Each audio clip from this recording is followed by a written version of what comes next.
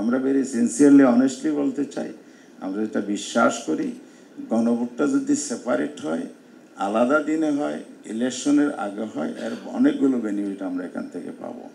Number one হচ্ছে এই commission কিন্তু এক্সপেরিয়েন্স নয়, এই প্রশাসন কিন্তু ভেঙে পড়া, মনোবল নাই, আইনশৃঙ্খলা বাহিনীর কথা বহুবার আলোচনা হয়েছে, ফেসিবাদী আমলের অ্যাডমিনিস্ট্রেশন সেট আপ এখনও আছে এবং অ্যাডমিনিস্ট্রেশন এখানে আবার নানা ধরনের ইন্টারেস্ট অফ কমপ্লিট এখানে কাজ করে, বহুবিধ বিষয় এখানে আছে।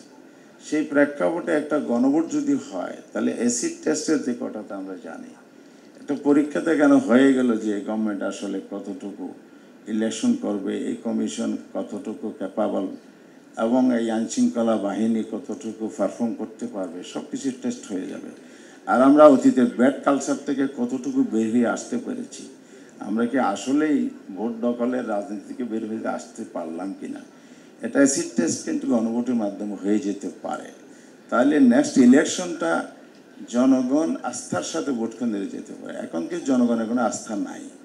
বিগত রিজিম কিন্তু 15 বছর জনআস্থা এত নষ্ট করে দিয়েছে, ভোটের প্রতি মানুষের আকর্ষণই শেষ পর্যন্ত ছিল না। আমরা এই সরকারের অনুরোধ করতে চাই, ওনারা জনগণের আস্থা ফিরিয়ে আনার জন্য কাজ করছেন, এটাকে আরও শক্তিশালী করুক এবং সঠিক পথে ওনারা অগ্রসর হোক এবং ওনারা সঠিক সিদ্ধান্ত নেই। এই জন আস্থা তৈরির থেকে বড় বিষয়। তাহলে একটা অ্যাসিড টেস্ট যদি ইলেকশনের মাধ্যমে হয়ে যায় তাহলে এটা আমরা অনেক বেশি বেনিফিট হবে, ন্যাশনাল ইলেকশনটাকে আরও ভালো করতে পারবো। নাম্বার 3 হচ্ছে নেক্সট ইলেকশনের জন্য গণভোটটা এই জন্যই দরকার, সংস্কারের বিষয়গুলো আসলে কি আছে জনগণকে জানতে হবে। কিছুটা হয়তো জনগণ জানে, গণভোটের মাধ্যমে আরও ব্যাপকভাবে জানার সুযোগ আছে। ইলেকশন কমিশন এটাকে পাবলিক করবে এবং সরকার এটার জন্য প্রোপাগান্ডা করবে। আমরা রাজনৈতিক দল, civil society and others stakeholder সবাই মিলে যদি একটা মাঠে নামে তাহলে জনগণ বুঝতে পারবে একটা গণভোট হচ্ছে। আর জনগণের আকাঙ্ক্ষা অন্য দিনের অন্য গণভোটের মতো হবে না। বাংলাদেশে 3টি গণভোট হয়েছে, একটা কনস্টিটিউশনাল আর 2টি হলো অ্যাডমিনিস্ট্রেটিভ গণভোট হয়েছে। এখানে জনগণ জানে না কখন গণভোট হয়েছে, এই অভিযোগটা দেয়া হচ্ছে। কিন্তু জল অভ্যুত্থানের প্রতি মানুষের যে আকাঙ্ক্ষা, আগ্রহ সংস্কারের প্রতি হয়েছে, এই গণভোটে মানুষের আকাঙ্ক্ষা অনেক বেশি থাকবে। কালার এক্সপার্ট, জর্জ স্যাপ এবং মাইল্ড অন হ্যান্ডস টেকনোলজি সমৃদ্ধ অরিক্স ক্রিস্টাল ওয়াশ আপনার লন্ড্রি এক্সপার্ট। আর আমরা সবাই মিলে যেহেতু এই সনদটা চার্টারটা করেছি, সবাই সিনসিয়ারলি এটা বাস্তবায়ন চায়, কমিটমেন্টের জায়গা থেকে সবাই মিলে যে আমরা জনগণকে মোবিলাইজ করি, পাবলিকের ইন্টারেস্টের জায়গাটাকে যদি আমরা পিক করে নিয়ে যেতে পারি তাহলে একটা হাইয়েস্ট ভোট রেশিওর সম্ভাবনা কাস্টিংয়ের সুযোগ এখানে আছে। সেই জন্য এই আশঙ্কা করার সুযোগ নেই। আবার কেউ বলে যে এখানে মানি একটা বড় বিষয়, কস্টিংয়ের বিষয়, একটা ব্যয় হলো আমাদের অর্থনৈতিক বিষয়, যেখানে 27 লক্ষ কোটি টাকা বিদেশ পাচার হয়ে গেলে শ্বেতপত্র গভর্নমেন্টের রিসার্চের মধ্য দিয়ে প্রকাশ হয়েছে। সেই দেশে 1,500 কোটি টাকা আপনি এত বড় করে দেখবেন, জাতি এত বড় একটা স্বার্থে, জনস্বার্থে, দেশের স্বার্থে আমরা কত বড় বড় প্রকল্প নিচ্ছি, সে জায়গায় 1,500 কোটি টাকা। আর এখানে যেগুলো ইকুইপমেন্ট কেনা হবে, একটা ন্যাশনাল ইলেকশন ইকুইপমেন্ট কাজে লাগবে, ব্যালট বাক্স অ্যান্ড আদার লজিস্টিক যেগুলো সব থেকে যাবে। 2 মাস 1 মাসের পরে আপনি এটা কাজে লাগাতে পারবেন।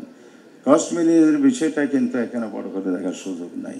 জনস্বার্থে, দেশের স্বার্থে এগুলো একটু ভেরি নেগলিজিবল একটা পয়েন্ট, আমরা সেও দেখি। এখন আমরা কেন আন্দোলনে গিয়েছি এটা প্রশ্ন আপনারা উঠিয়েছেন, এটা হয়তো ভুল বোঝাই থাকতে পারে। এই জন্য আমি স্পষ্ট করে বলতে চাই, আমি আগেও বলেছি এটা ভেরি আমরা ডেমোক্রেটিক প্রসেসে আগাচ্ছি এবং আমরা নিয়মতান্ত্রিক পদ্ধতিতে আন্দোলনটা করছি। আমরা জনমত তৈরি করার জন্য করছি, আমরা প্রেশার গরিবিজের কাজ করছি না, আমরা পাবলিকের কাছে যাচ্ছি বা ভয়েস রেজ করছি, আবার সরকারকে আমরা কনভিন্স করার চেষ্টা করছি।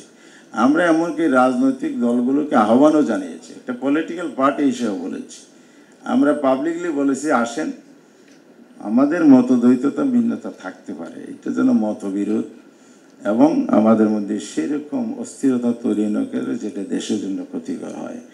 আমরা আলোচনার টেবিলও কিন্তু আপনাদেরকে আহ্বান জানিয়েছি। সাইফুল হক ভাইদের সাথে আমরা আগে আলাপ করেছি, বিএনপির সাথে আমরা লং টাইম একসাথে কাজ করেছি, সুসম্পর্ক বজায় রেখে কিন্তু আমরা রাজনৈতিক ডিবেটও আছি, আলোচনায়ও আছি। বিএনপির মহাসচিবকেও কিন্তু আমাদের পক্ষ থেকে নক করা হয়েছে, অবশ্য ওনারা রিপ্লাই দিয়েছেন জামাতের আহ্বানে সাড়া দিবেন না। আমি একটু মানে একটা আবদারের সুরে বলতে চাই, যে বিগত রিজিম কিন্তু এই ধরনের একটা স্বরূপ সবসময় বাজাতো, অমুকের সাথে বসবো, অমুকের সাথে বসবো না। সেই কালচার থেকে আমরা বেরিয়ে আসতে পারি না। আপনারা ডাকেন, আমরা যাব। বিএনপি যদি আহ্বান করে, জামাত অবশ্যই সবার আগে যাবে এবং অন্যদেরকেও উদ্বুদ্ধ করবে, আসেন সবাই মিলে আলোচনা করে। তো এই ধরনের উদারতার মন মানসিকতা আমাদের এখনও আছে। আমরা পজিটিভলি আগাচ্ছি। আমরা কোনো ধরনের অস্থিরতা, ইলেকশনের প্রতি থ্রেট হোক, এই ধরনের কোনো কাজে আমরা নাই, ছিলামও না। সরকার প্রধানকেও আমরা সেটা বলেছি, সরকারকেও আমরা একই কথা বলেছি।